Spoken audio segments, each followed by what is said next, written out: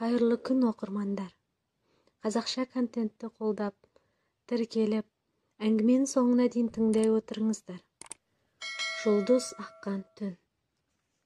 Алматы арман қала. Алыстағы ауылда туып өскен ауыл баласына солай көрінері рас. Мектепті бітіріп, қалаға асыққан бала талай түндерде Алматы көшелерін аралап, кафесіне барып, қиялында түнгі клубтарда небір әдемі қыздармен билеп, бұрқақтардың қасында суретке түсіп тастаған. Бірақ барлығы ондай болмай шықты. Міне, Алматыда жүргеніне 1 жылдан асты. Қалтасы қалыңдарға жылы шығар, қалтасы бос, пәтер жағалап жүргендер үшін суық, қымбат, тас қалада екен. Ақшаң болмаса далада қаласың. Жылдың соңы пәтер ақысын төлейтін уақытта жақындап қалды. Түнгі жұмысқа барып жүрген Жандос қалғып-мүлгіп сабақта әрең отыр. Арасында мызғып ұйықтап алғаны да бар. Оны байқаған мұғалім аяды ма, үндемеді. Әйтеуір сабақ бітіп далаға шықты. Ұялы телефонның ақшасы да біткен. Автобусқа отырып пәтеріне жетті. Пәтер дегені қала шетіндегі времянканың бір бөлмесі. Бір жақсысы, ауылдағыдай көмір алып пеш жақпайды. Бір бөлмеде қысылысып 3 бала тұрады. Біреуі Жандостың өзі болса, екеуі ауылдастары. Бірге пәтер ақысын төлейтін болған соң шыдап жүр. Самат пен Дәурен бұдан бірнеше жас үлкен. Ауылда жұмыс болмаған соң қалады. Екеуі үлкендігін көрсетіп, Жандосты жұмсайтындары бар. Онысы соңғы кездері Жандосқа ұнамайды. Өзі де жұмыс істеп шаршап жүргеннен ба, жоқ екеуінің қылықтары ұнамайды ма, солай. Бір ыңғайын тауып, өзі жеке кетуді жоспарлап жүр. Аулаға кіргені сол еді, көрші әйел: «Жандос, саған қонақ келді. Далада жаурап қалмасын деп бөлмеңе кіргіздім», деді. Ол кім екем деген оймен ішке кірсе, әпкесі отыр. Әпкесі дегенде нағаш әпкесі. Жандостан 3-4 жас үлкендігі бар. Қалаға арасында жұмыстарымен келіп тұрады. «Жадыра, қайдан жүрсің?» «Қалайсың, Жандос? Саған келдім. Екеуміз ауылға бірге қайтамыз». «Жай шама, не болды?» «Бекем бол жаным, әкеңнен айырылып қалдық», дегенде аяғының астындағы жер кетіп бара жатқандай болды. Әкесінің ауырып жатқанына 2 жыл болып қалған. Жамандыққа қимайтын әкесін осылай кетіп қалады деп ойламаған. Соңғы рет көргенде: «Сабағыңнан қалма балам, өзім оқи алмадым, біздің үйден де оқыған бір адам шықсын», деп айтатын, деп қимай қоштасатын. Енді міне хабар келіп тұр. Ауылға қайтып, әкесін шығарып салып, анасының қасында біраз болады. Алматыға қайтып келгенінде сабағы басталып кеткен. Біраз кітапхананы шарлап оқуына тура келді. Пәтеріне келгенде Самат пен Дәурен келіп алған екен. «Жандос, жұмыс іздеп жүредің ғой, істейсің бе? Түнгі жұмыс болмаса?» «Болады. Қанша істеймін, қашан істеймін десең де өзің білесің». Қандай жұмыс ол?» «Мына барахолкада, арт жағында бір қойма бар екен. Сол жерде қытайлар тұрады. Велосипед сататындары. Барасың да велосипедті құрастырасың». «Білмесем қалай құрастырамын?» «Ой, түк қиындығы жоқ, үйреніп аласың». «Алдап кетпейді ме?» «Жоға, алдамайды. Олармен қалай сөйлесемін?» «Уайымдамасаңшы, ертең көресің», деді. Ертеңінде Саматпен барахолкаға барады. Саматтың өзі де осы төңіректі шарлап жүрген біреу. Өмірі бір жерде тұрақты жұмыс істемейді. Ұнамаса қайдан табатыны белгісіз барахолкадан өзіне жұмыс табыла кетеді. Бір кездері тачка сүйреп жүрсе, енді бір кездері камаздардан жүк түсіріп жүреді. Жандосты ертіп барахолкадан алыс емес бір қоймаға келді. Бойы быртиған, түрі қара, қысық көз Қытайды көремін ғой деп келген Жандостың алдынан қазақтың әйелі шықты. Жасы 25-терден асқан, тыртиып киген лосина, қолында темекі. «Майра, міне кеше айтқан бала», деп Жандосты нұсқады. Болады дегендей бір қарады да: «Бері жүр, Мына велосипедтерді құрастыру керек. Күніне қанша құрастырасың, соған қарай ақшасын аласың. Міне, саймандарың, деп бір шелек кілттерді ұстата салды. Қойманың іші лықа тола қорап. Оны ашсаң, бөлшектеген велосипедтер екен. Көбінесе балалардың балдырғаны. Отырып алып жұмысына кірісіп кетті. Алғаш күні қолы жүрмеді. Үйренемін дегенше біраз уақытын жоғалтты. Келесі күндері қасына тағы 2 адам қосылды. Кешке Саматпен бірге қайтады. Қайтар жолда Майраның жұмысы жақсы екен, жалақысы жақсы шығар дейді. Жақсы болмағанда ше, ана Қытайдың қатыны ғой, дегенде таңдана қарады. Қойшы, Қытайға тиіп алған ба? Иә, бір баласы бар. Бірге толмаған. Қазақ құрып қалғандай. Ақшасы жақсы болып тұр ғой, деді мырс ете күліп. Қоймасы Қытайдікі демесең, жұмыс істеп жүргендердің барлығы Майрадан бастап қазақтар. Жандос түстен кейін келіп кеш қайтады. Ол келгенде әйтеуір кешегі құрастырған велосипедтер жоқ болады. Соған қарағанда машинаға тиеп алып кететін болар. Кейде жаңадан товар келеді. Оны машинадан түсіріп қоймаға жинайды. Барлығына бас көз болып жүрген Майра Қытайын әлі көрмеді. Кейбір кездері баласын коляскаға отырғызып алып келеді. Бұлардың қасында біраз жүретіні бар. Кейде қойманы жауып соңында қайтады. Баласын сүйрелеп оған Қытай тілінде бірдеңелерді айтып жатады. Бір күні Жандос, балаңа қазақ тілінде сөйлемейсің бе? дейді. Әкесі рұқсат бермейді. Әкесі қасыңда тұрған жоқ қой қарап. Сонда да біліп қойса бәле. Қытай тілін қайдан үйреніп алғансың? Керек болса үйренеді екенсің. Қанша жыл болды Қытаймен жүргеніңе? Біраз болып қалды. 8 жылдай болып қалды. Өкінбейсің бе? Несіне өкінемін? Қарным тоқ. Міне қалтам толған ақша, деп қояды. Баласын қолына алып жатып, сүйіп өліп жатыр. Көзі сығырайған баласы бажылдап жылағаннан басқа білмейді. Жандос қарап тұрып жыныстады. Мейлі ғой, жалақысын дұрыс төлесе болды. Сөйтіп жүргенде бір күні Қытайдың өзі келді. Майрамен бірге. Кәдімгі Қытай, базарда толып жүрген.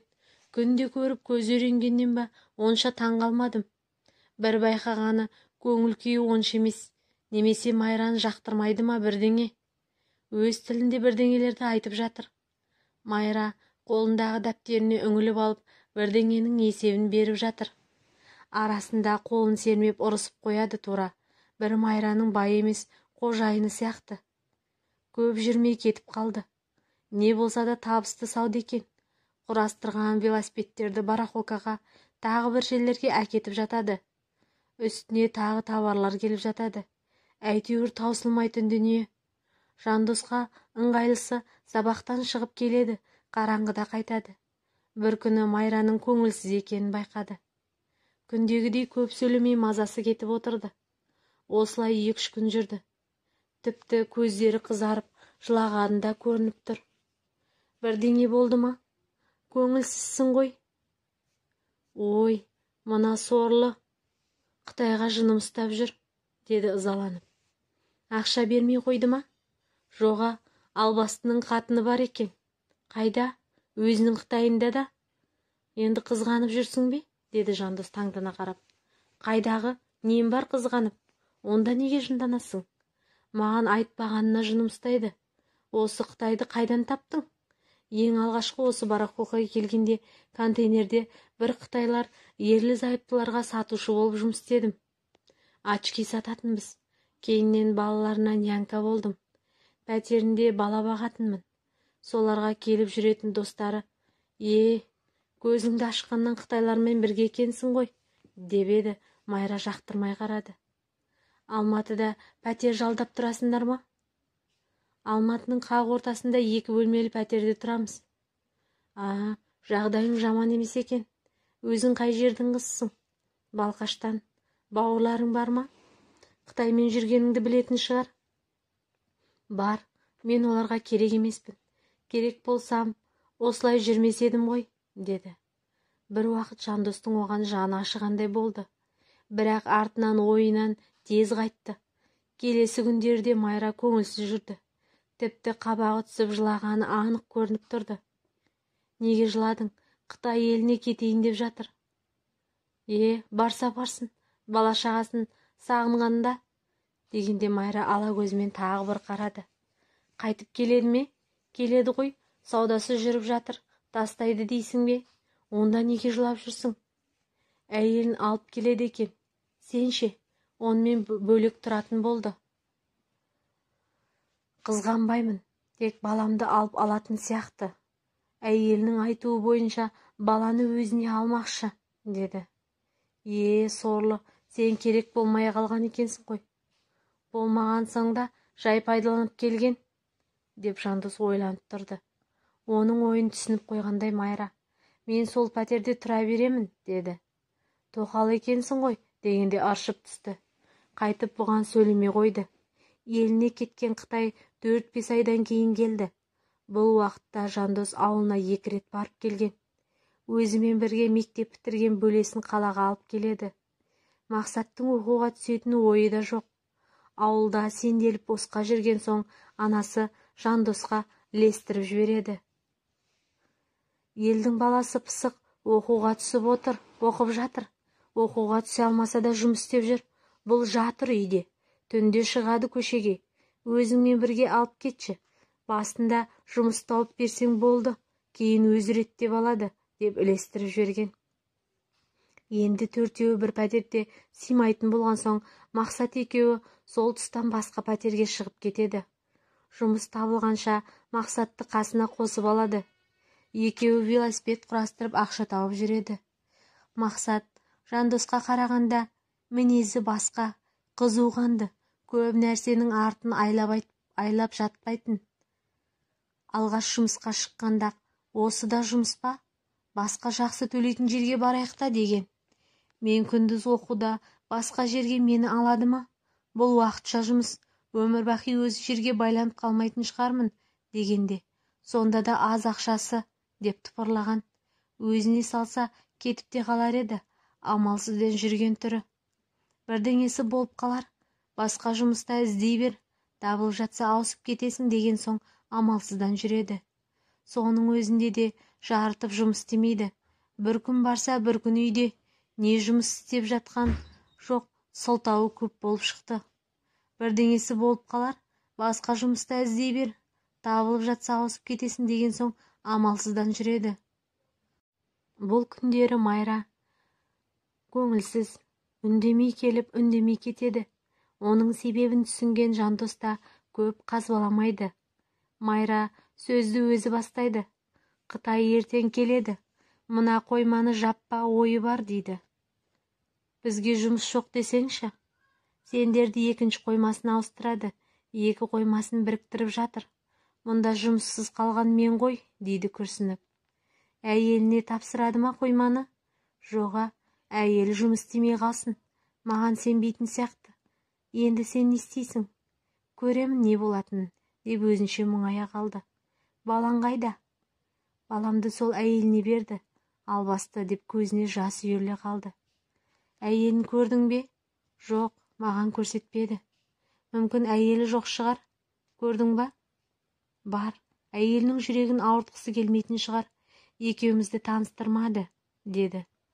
Біреудің қатынында не шаруасы бар? Құрсын, ары, деп қазбалап сұрамады. Мақсат сырттай байқап жүрген болса керек Жандосқа. Майра көңілсіз, қазақ құрып қалғандай Қытайға неге жабысып алған, дейді. Біреудің өмірі ғой, қайтесің. Сонда да қазақтың қызы обал екен. Өзі таңдаған жол, оны біз өзгерте алмаймыз ғой, деді. Майра айтқандай-ақ Қытай келіп қоймадағы табарды түгендеп алды. Оны машинаға тиеп, басқа қоймаға тасып алды. 2-ші қоймасы шынымен де кеңірек екен. Ол жерде жүрген жұмысшылары да көп емес. Осында келгенде Қытайдың әйелін көреді. Даусы жіңішке, сөйлегенде шәңкілдеп шығатын, жіңішке, бойы аласалау әйел. Майраның баласын коляскаға салып алған, сүйрелеп жүр. Қазақстанға 1-ші рет келгені көрініп тұр. Әр нәрсеге таңғала бір қарайды. Бұл қоймадан Майраны кездестірмейді. Бірақ қытайша сайрап сөйлеп жүрген Рүстем бар екен. Әйел болмағанына шүкір.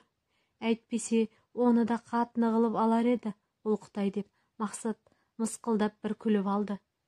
Кешке жұмыстан шыққан соң, сен үйге қайта бер, мен кештеу барамын деп басқа жаққа кетіп қалады. Жұмыс іздеп жүрген болар деп Жандос та қазбаламады. Өзіне салса қазірге осы жұмысы ыңғайлы. Таңертең сабағы, түстен кейін осында. Тапқан ақшасы пәтер ақысы мен тамағына жетіп тұр. Артық қимылдап жұмыс істегісі де келмейді. Осылай күндер өтіп жатады. Бір кеште Мақсаттың Майрамен телефонмен сөйлесіп отырғанын байқап қалады. Майраны көрмегелі көп болды. Сен онымен неге сөйлесіп жүрсің? Жай, болмайды ма? Арасында қал жағдайын сұрап тұрамын. Қал жағдайын сұрап тұратын туысқаның беді? Қойшы сенде, деп әңгімені басқа жаққа бұрып жіберді. Жазғы сессияны бітіріп Жандос ауылға кетеді. 1-2 ай жазда ауылда боламын. Анама барып көмектесемін. Сен бармайсың ба дегенге Мақсат. Мен ауылда ешкім күтіп отырған жоқ. Жұмысымды істеп жүре берейін, деп қалада қалып қалады. Мақсаттың ауылға асықпайтын бұл жолы себебі бар. Майра Мақсаттың басын айналдырып алғалы қашан. Мына Қытайдың ақшасы көп. Мені соншама жыл жаным күнім деп алдап жүргеніне жыным ұстайды. Қатынын әкеліп алды. Енді керек болмай қалдым. Баламды да тартып алды, деп ағыл-тегіл жылағанда Мақсаттың жаны ашып кетеді. Өзінше әкіреңдеп, ол Қытайдың көзін құрту керек.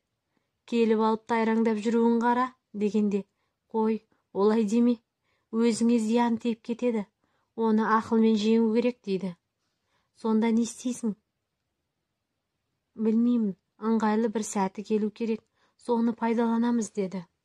Оның біраз құжаттары менің қолымда. Біраз ақшасы да бар. Соны алатындай жасау керек, деп Мақсаттың басын айналдырып қояды. Құжат, ақша дегенде Мақсатта іштей арам ойларға кетіп қалады. Күтсек күтейік деп асықпайды. Сенің мына жұмыстан кеткенің дұрыс шығар. Неге? Білмеймін қой.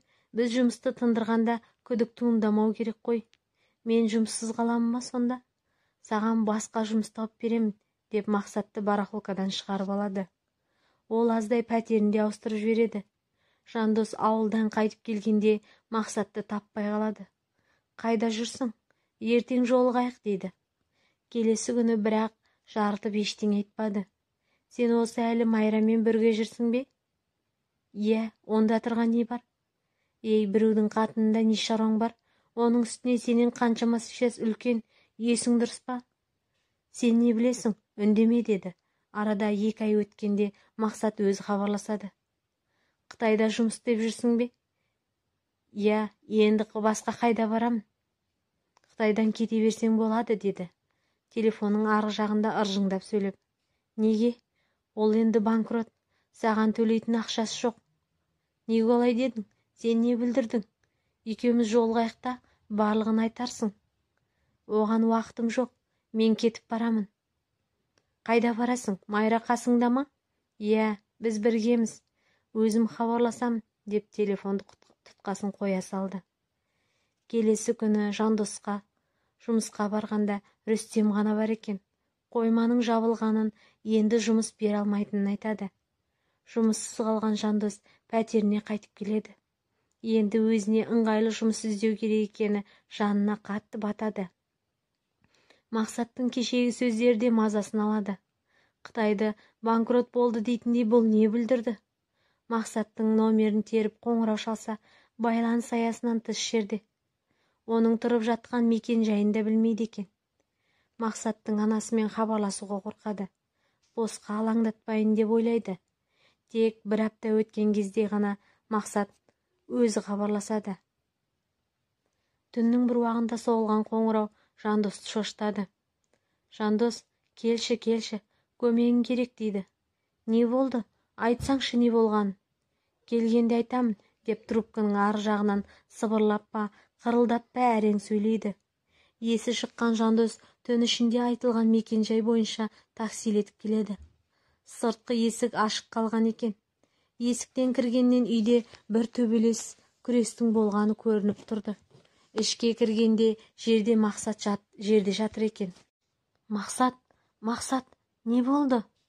Деп басын көтерді. Есінен танып қалса керек, көзін ашпады. Тамыры соғып тұр. Денесін көтерген кезде қолы бір жып-жылы нәрсеге тиді. Қан екен. Пышақтап кетіпті. Жедел жәрдем шақырады. Дәрігерлер келмей тұрып көзін ашқандай болды. Мақсат, кім бұны істеген? Дегенде, Қытай. Майра мені алдап кетті. Оны да өлтіреді деуге ғана шамасы жетті. Қайтадан талқысып кетті. Дәрігерлермен бірге Мақсатты ауруханаға келеді. Бірден ота жасауға кіріседі. Есін жинау үшін Жандос далаға шығады. Темекісін тұтатып аспанға қарайды. Осы кезде бір жұлдыз ағып түскендей болады. Денесін суыққа тітіркеніп ішке кіреді. Кіргені сол еді, алдынан дәрігер шығып, құтқара алмадық, кеш әкелдің, деді. Жандос екі құлағы шыңылдап, ары қарай дәрігердің сөзін естімеді. Екі тізесі дірілдеп, тұрған жерінде отыра кетті. Майраны көп іздеді, таппады. Бұл уақытта Қытайда алдын ала жақсы дайындалып алса керек. Бар жұмысын аяқтап, елден кетіп қалған екен. Өзі де, әйелі де жоқ. Мақсаттың қазасы бойынша іс қозғалғанымен аяқсыз қалады. Күндердің бір күнінде сол базардан Рүстемді кездестіреді. Майраның телефон номерін сұрағанда, сен естімеп пе едің? Дейді. Жоқ, не болып еді? Майра ақылсыз екен. Қытайды тонаймын деп өзі ұсталып, Қытай аямады ғой. Ұрлаған ақшасы көп болса керек, өлтіріп кетті ғой, дейді. Иә, жалғыз кетпей Мақсатты да алдап кетті емес пе? Мақсат деген сенің қасында жүрген бала ма? Оны білмейді екенмін. Баласы бар еді ғой, оны бірге алып кетіпті ме? Баласын Майра алып алған болса керек, бір жерге апарып тыққан ба, қазір балалар үйінде деп естідім. Балаға онда обал болған екен. Не собал, Қытайдың баласын аяйсың ба? Деді. Мейлі ғой, кімнің баласы болса да жетім қалды, деді Жандос. Майраға не ашуланарын, не жаны ашарын білмей, белгісіз сезімде қалды. Жылдар өтіп, Жандос оқуын бітіреді. Жұмысқа тұрып үйленеді, балалы шағалы болады. Өткен күндер артта қалып, барлығы ұмытыла бастағандай. Тек бір күні үйіне келгенде 5 жасар баласы алдынан жүгіріп шығады. Әке, қара, деп бір велосипедке отырып алған. Зуылдатып ары жүрді, бері жүрді. Апам әперді, күшті ғой, иә, деп қоңырауын сыңғырлатып баса түседі. Велосипедті көргенде сол бір жас кездеріндегі жұмысы, Қытайдың велосипеді, жұлдыз аққан түн есіне түседі. Жүрегі шым ете қалады. Сол бір басынан өткен оқиға, сол бір күндер ешқашан ұмытылмайтынын түсінді. Әңгіме ұнаса, пікір жазып, лайк баса отырыңыздар. Келесі кездескенше. Тіркелуді де ұмытпаңыздар.